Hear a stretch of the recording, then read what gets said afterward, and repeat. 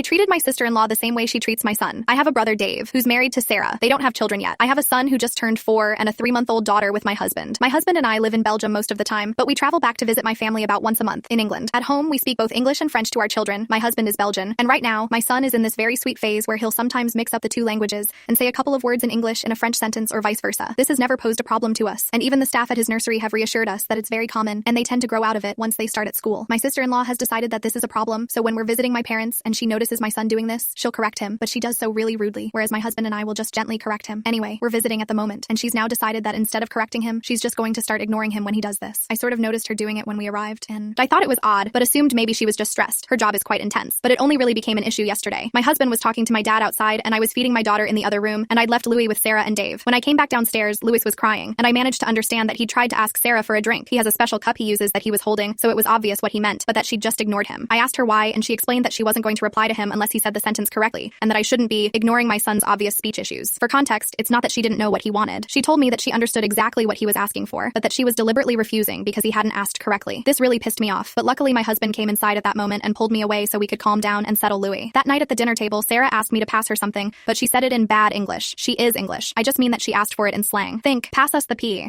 Will you? I had a bit of an epiphany, and I just decided to totally ignore her. She asked again, and I did the same thing. My brother asked why I was ignoring his wife, and I said that I'm not able to reply if she can't speak English correctly, and that it's wrong of him to ignore her obvious issues with grammar.